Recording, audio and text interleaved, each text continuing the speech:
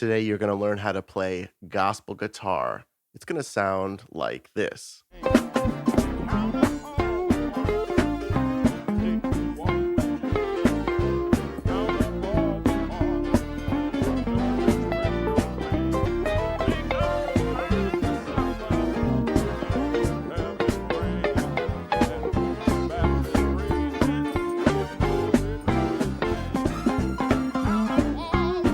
Quick note that this video is sponsored by my gospel guitar course. I go into full detail on all of the methods I'm going to talk about today. So if you want to check it out, you're going to look in the description below. So today's lesson is all about this congregational hymnal medley. This is a song, an excerpt by Bishop Patterson.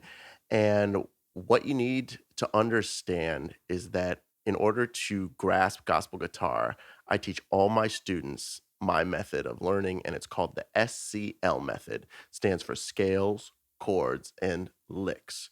So before we dive into the little nooks and crannies of what's going on for this gospel song, what you really need to understand is the scales, chords, and licks that make up the song, and then just like Lego blocks, you can piece it together, okay? So this medley is in the key of F, okay? And the way you can locate the scale that you're going to use, you're going to find your ring finger, and you're going to find an F on the low E string, okay?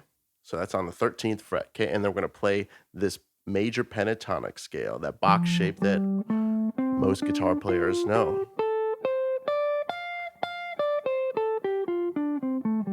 And what I find really helpful is actually finding the octave up. So while this is the root, I like to tell all my students that the F on the G string, you locate your root, and the F is right here on the 10th fret. So that's where I'm thinking of as home base, you know?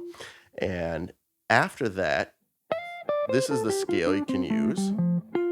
You can also use a minor pentatonic scale, which looks and sounds from this root like this.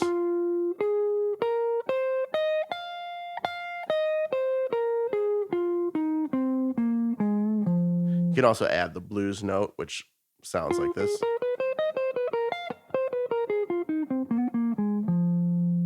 Okay, so that is the scales you're going to need. The chords, we can walk through the chords, but you're noticing that I'm rarely just playing F, F, F, F, F like this. So while the band is playing the chords, the guitar player is often playing licks and weaving it out. That's why you got to know the SCL method. But let's go over the chords and the voicings that I would use if I was just chunking along. Okay, so this is an F major chord, just 10, 10, 10.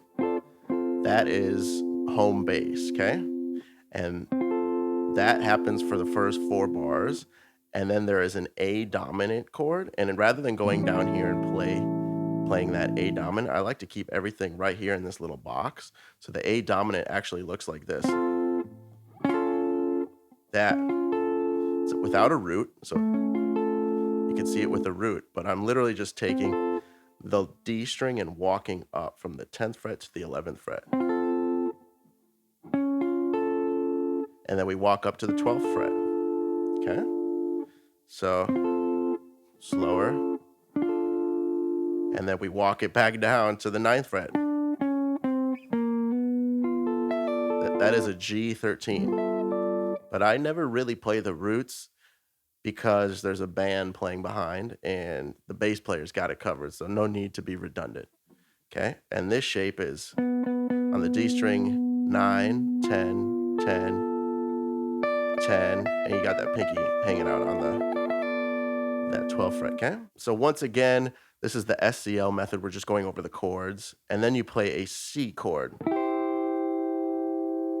which looks like this on the top 3 strings, which is 9, 8, 8. You can walk that up if you want. Okay. Then it goes back to the F. And then that becomes an F dominant. So basically, in order to make this an F dominant, you need to add the E flat. So on the 13th fret, you can, on the D string, you can make this chord an F dominant. to a B flat, okay,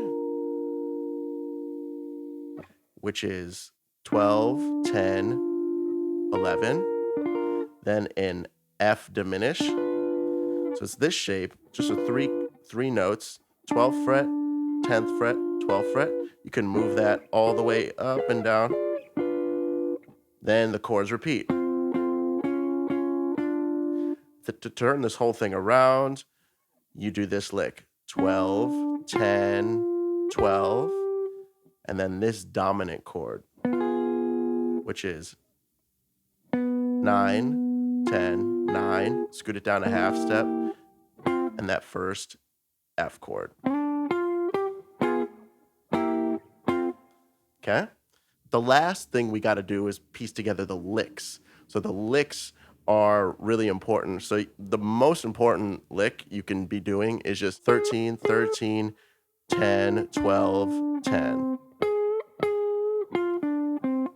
If you got that, you're golden.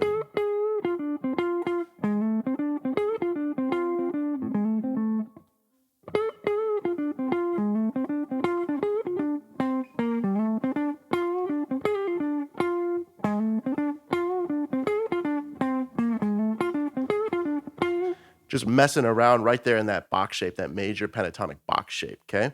And once you have that, that's really the basis of a lot of that guitar playing. And if you want to even go further, you can, if there was a solo section, say you got to step out, Bishop Patterson steps back and just does his little clapping thing, you're going to want to rip just a F minor pentatonic solo. So that would be up here. Okay? That pentatonic shape everyone knows and loves. And you wouldn't want to make this jazzy, like if you were ripping a solo, you wouldn't want to be following the changes so much. Like when you're going to that A7, you wouldn't want to really follow that, you know? You wouldn't want to do, you know?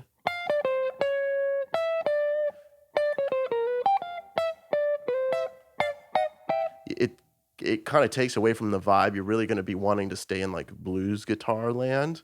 You can highlight that too, which is that G7 to the C. And then, but yeah, if you could just hang it. If you could just hang out in blues guitar land.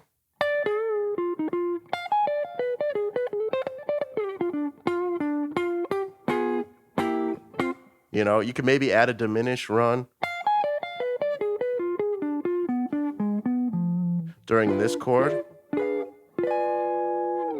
Once again, I go over all this in more detail in my gospel guitar course you can check out in the link below. This is just to provide a brief overview for the SCL method and how I teach gospel guitar. So now that you understand how to play gospel hymnals, you're going to want to check out this video on praise breaks.